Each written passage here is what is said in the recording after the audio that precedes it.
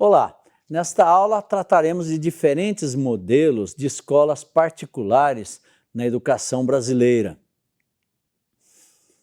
As transformações que nós tivemos nos currículos escolares ao longo da história da educação brasileira trata de uma educação formal no Brasil, cujas raízes estão também na iniciativa privada e de caráter confessional, que é o caso das escolas religiosas. A educação escolar no Brasil nasceu em 1553, a partir da iniciativa privada, quando os franciscanos fundaram na Bahia o primeiro estabelecimento de ensino. O crescimento, então, desse ensino privado, especialmente do nível secundário, foi uma resposta direta à omissão e à falta de recursos do setor público. A expansão do ensino privado deu-se devido ao estado de abandono do ensino público, à ausência de recursos das províncias para organizar seu próprio ensino. E isso abriu espaço para que a iniciativa privada assumisse, então, tal tarefa.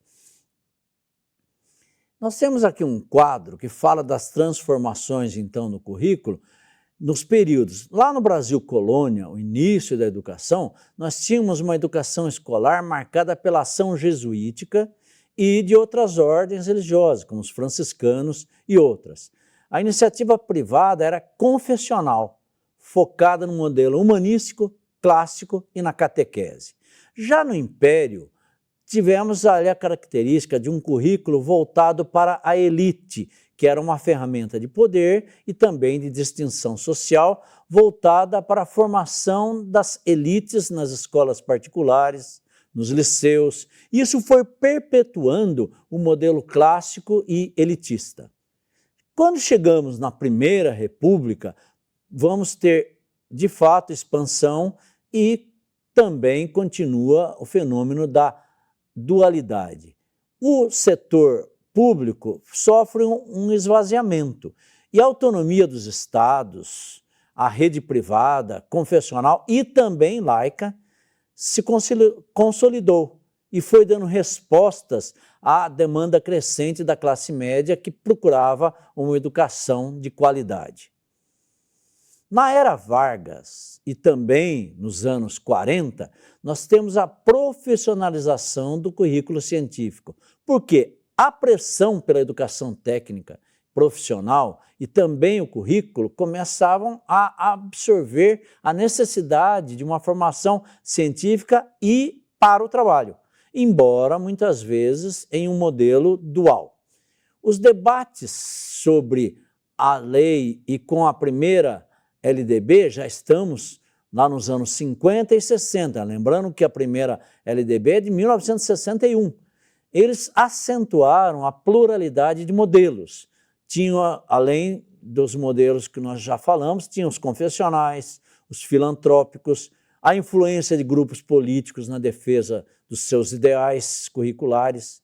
E aí vamos até o final do século XX e início do século XXI, por essa busca por excelência e também por competências. E o currículo, então, das escolas particulares se voltou cada vez mais para essa excelência acadêmica e visavam vestibulares, Enem e também a formação de competências, que é o currículo integrado, que funcionou como um laboratório de práticas avançadas. Essas transformações ocorreram no currículo em seus diferentes períodos que nós vimos aqui. O currículo, lá no Império, também era ligado ao poder, porque nós tínhamos um fenômeno, vamos colocar entre aspas, da centralização e, muito mais aspas, na tentativa de descentralização que ocorreu só lá no final. E sempre, em todo período, nós vemos essa dualidade. No período imperial, o foco principal da política estatal e também o investimento orçamentário concentravam-se na instrução secundária e também na superior. Eram os setores, a instrução essencial para a formação da elite política, da elite administrativa. Já a instrução primária ficava sob responsabilidade das províncias. E aí foi, então, descentralizada pela lei de 15 de outubro de 1827, mas foi historicamente relegada. Então, por isso que colocamos entre aspas, se houve mesmo essa descentralização. Não é? E muitas províncias eram subfinanciadas, resultando em um baixo alcance popular. E essa dualidade estrutural ou curricular se caracterizava pela separação classista e hierárquica em duas vias de ensino. De um lado, você tinha uma via propedêutica, que era de um caráter humanística, e propedêutica que era preparatória para a universidade. Essa era destinada às elites. E a outra via era elementar, instrumental e tinha foco na alfabetização e formação para o trabalho, e isso para a maioria da população. A articulação, então, entre o poder e a educação levou o governo central a centralizar a definição curricular no ensino secundário, que era o nível de formação da elite. Esse controle buscava a uniformidade ideológica e também cultural da futura classe dirigente e moldava as formas de Brasil, garantindo que o sistema atendesse primariamente aos interesses dessa elite dominante. Como símbolo da centralização ficou o Colégio Pedro II, que foi criado no Rio de Janeiro em 1837. E foi o principal instrumento dessa centralização. Ele serviu como padrão, como um modelo para os currículos, para os estatutos e para a inspeção de todos os liceus que haviam provinciais. E permitia ao Estado ditar conteúdos, métodos, moral destinadas à formação dos líderes da nação. De fato, centralizado no Colégio Pedro II, que se tornou o símbolo dessa centralização. A dualidade, então, é esse conceito-chave na crítica que nós fazemos, histórica, da educação brasileira, e demonstrava esse caráter classista do sistema. Nós temos textos como o de Romanelli, que trata da história da educação de 1930 até 1973. E nesse texto, a autora Otaísa Romanelli aborda como a estrutura educacional brasileira, desde o Império, foi marcada pela divisão entre a formação intelectual e a formação técnica elementar. E isso foi perpetuando a distinção de classes. O Colégio Pedro II, como já dissemos, símbolo institucional desse controle estatal, dessa centralização, exercia esse poder sobre o currículo secundário.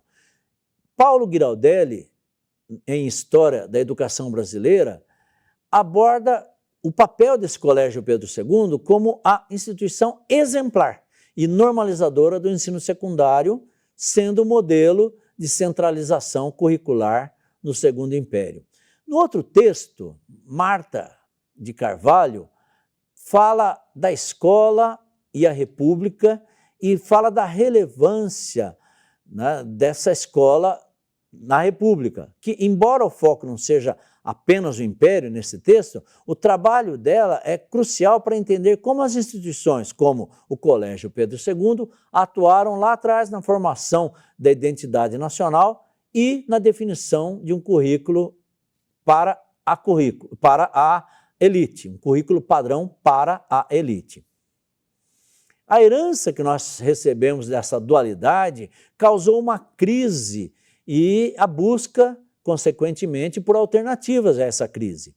Tinha uma rígida dualidade curricular, a propedêutica versus a elementar. E a relegação do ensino primário às províncias, essa tal descentralização, geraram essa profunda crise. Primeiro porque a grande maioria da população permaneceu analfabeta. Uma baixa qualidade das escolas provinciais não resolveu essa questão do analfabetismo. E a insatisfação das camadas médias urbanas cresceu diante da limitação e também da má qualidade da instrução pública, especialmente na capital. E essa falência, essa crise, impulsionou a busca por escolas que oferecessem uma formação mais completa, culturalmente rica, e isso pavimentaria o caminho para o crescimento da iniciativa privada desde o final do Império e ali no início da República. Aí houve, vamos chamar de vácuo da escola pública, e essa dualidade curricular que relegava o ensino primário pelo Império, estabeleceram uma herança de baixo investimento e de baixa qualidade na instrução popular, um quadro de abandono, e esse se manteve e se acentuou ainda no início da República. A falência, então, do setor público, que não respondia a essa demanda crescente, que procurava uma formação de qualidade, especialmente nas áreas urbanas, criou esse vácuo. E nesse vácuo entra a iniciativa privada, passando a ocupar espaço. E o crescimento, então, das escolas particulares não é apenas um fenômeno de melhoria, mas é uma resposta estrutural a essa incapacidade ou mesmo a esse desinteresse histórico do Estado que não cumpriu o seu papel universalizante. E uma busca por uma perspectiva enriquecida foi uma resposta social dada a essa crise. A sociedade, vendo a má qualidade crônica do ensino público, passou a perceber que as escolas particulares tinham uma promessa de uma formação cultural mais rica, universalizada, e a palavra que se usava na época, prenhe de valores liberais. Isso incentivou uma busca contínua, especialmente entre as classes médias que estavam em ascensão.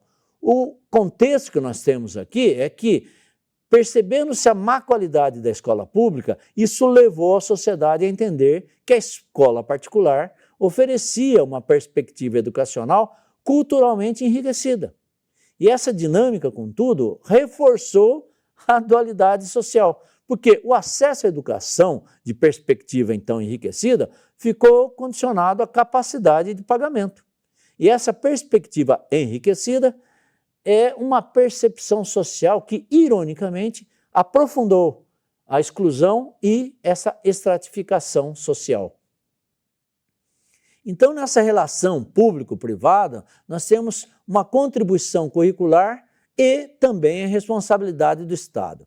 Qual é a contribuição? As escolas privadas de excelência, de fato, essas atuavam como polos de pesquisa, de implementação de práticas curriculares, práticas pedagógicas avançadas. Isso acabou, a longo prazo, influenciando até o setor público. É uma tese de que essas escolas particulares serviram de laboratório de inovação que vai influenciar o setor público a posteriori. Tem um vídeo que nós recomendamos e nele tem uma frase como: eu acho que as melhores escolas particulares já dão essa contribuição. Nós fazemos o que é de mais avançado no topo do mundo, né, naquele ano. E a análise crítica que nós fazemos, essa menção no vídeo, é que enquanto o setor privado inovava lá no topo, a responsabilidade pela base e pela universalização seguiu sendo constitucionalmente do Estado. A inovação lá do topo não eximiu o Estado da sua obrigação de prover o mínimo de qualidade para todos. Então, a rede privada, nesse contexto, foi se consolidando não apenas por sua excelência, mas porque respondia a essa demanda crescente resultante desse estado de abandono, que era um estado de abandono histórico, e também da falta de recursos do setor público, o que evidenciava uma falha estrutural do Estado. Conclusão crítica que nós chegamos, que há uma responsabilidade inegociável do Estado. O setor privado pode até contribuir como polo de inovação curricular, pode até ajudar a atender a demanda de nichos sociais. No entanto, o rigor acadêmico exige que se destaque a responsabilidade é do Estado, e essa responsabilidade é prioritária do Estado em garantir com qualidade e com equidade o ensino básico para todos, é um direito de todos. A inovação, então, no topo dessas escolas particulares não pode ser uma justificativa para aquela má qualidade na base que tinha na rede pública.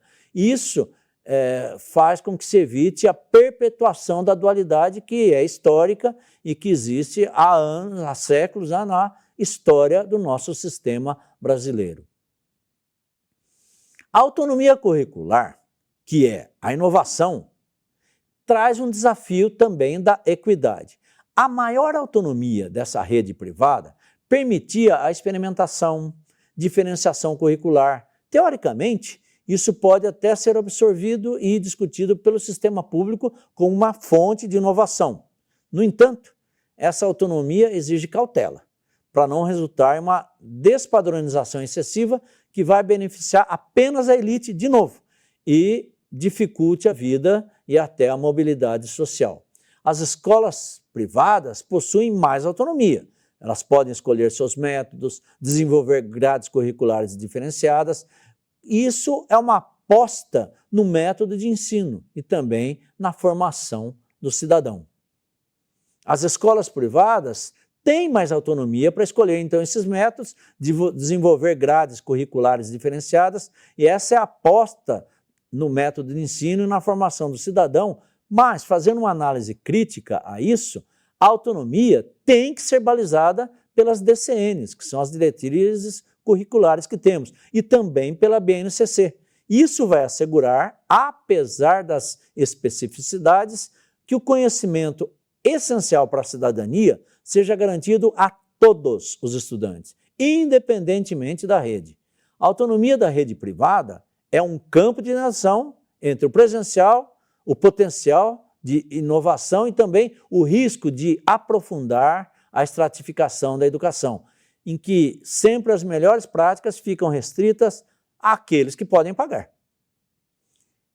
Uma análise crítica disso, que o currículo humanístico, como um projeto de classe, característico das particulares, não é neutro. Ele sempre visa formar intencionalmente a elite dirigente de acordo com uma moral, de uma cosmovisão específicas. Isso a diferencia ideologicamente da formação oferecida pelo Estado. E essa laicidade é sempre bom lembrar. Laico é o mesmo que leigo. E leigo não quer dizer ateu. O Estado não é ateu. Ao contrário, ele deve garantir a liberdade de credo, a expressão da religiosidade e deve contemplar tudo isso. Mas, ideologicamente, isso é diferenciado em cada um dos segmentos, né? E essa intencionalidade acaba servindo a 3 propósitos históricos. Quais são esses 3? A diferenciação social, o contraponto ideológico e também essa perpetuação da dualidade. A diferenciação social, o primeiro ponto, é que cria uma capital cultural distintivo, segundo Pierre Bourdieu, e isso é para a elite, atestando uma formação moral superior e legitimando a posição de poder. Já o contraponto ideológico se posiciona como um contraponto ao ensino laico e pluralista do Estado, e posteriormente as reformas que vão buscar uma maior democratização. Isso reforça a manutenção de valores tradicionais lá no topo da pirâmide social. E por fim, essa dualidade é reforçada historicamente no sistema, né? Enquanto o público forma o cidadão em bases laicas e universais, que são ideologicamente neutras, o privado forma a classe dirigente em bases morais e ideológicas específicas. A educação técnica traz outro desafio que nós precisamos focar aqui. Essa educação técnica é crucial para o desenvolvimento do país. E ela enfrentou desafios históricos, que nós chamamos aqui de enguiços, em sua efetivação e também na integração ao currículo tradicional. O livro de Cláudio Castro fala desses enguiços e promessas da formação profissional e destaca que isso é muito complexo, que tem uma trajetória muito complexa na educação brasileira. Essa educação profissional foi historicamente marcada por essa dualidade estrutural e pelo preconceito de classe. E era vista como o ensino dos pobres, um caminho de segunda linha, por exemplo.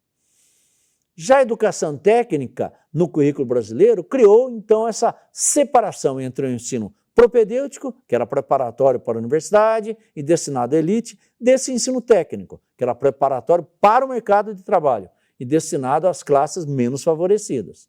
Isso que gerou esse tal enguiço, que é um problema crônico na educação brasileira. E a vocação profissionalizante foi constantemente desvalorizada em favor do diploma universitário.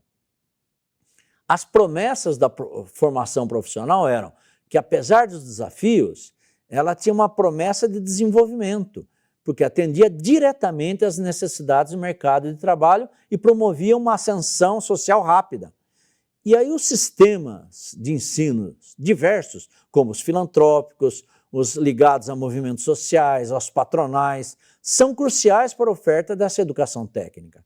O ensino profissionalizante dava um retorno rápido e o investimento tinha esse retorno rápido, com alta empregabilidade e se tornou uma das poucas rotas eficazes para a mobilidade social para jovens de baixa renda no Brasil.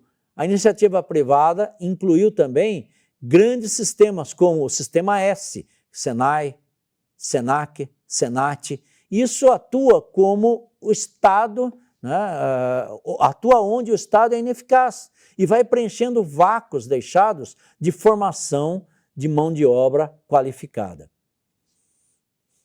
Essa diversificação que vemos de sistemas e também o apoio é que existem sistemas de ensino diversos, tem os filantrópicos, tem os confessionais, tem os comunitários, e eles foram cruciais para oferecer a educação técnica e profissional. Parlamentares também buscaram apoiar e regulamentar esse setor. E a atuação desses parlamentares, no caso que estudamos aqui, dos parlamentares protestantes, lá no período de 1946 até 63, por exemplo, influenciou o debate educacional e defendiam a pluralidade e também o apoio às escolas de diferentes naturezas. Nessa videoaula, você compreendeu que as principais mudanças que ocorreram nos currículos escolares vêm desde o Brasil colônia até o século XXI. E com isso você também identificou algumas características da iniciativa privada, das tensões com a educação no setor público e examinou as características e as contribuições do ensino técnico. Já na próxima aula, vamos falar das escolas particulares e as alterações no perfil do ensino particular no Brasil. E você vai sintetizar com isso as contribuições das escolas particulares para a educação nacional e as consequentes apropriações. Te vejo na próxima aula, então.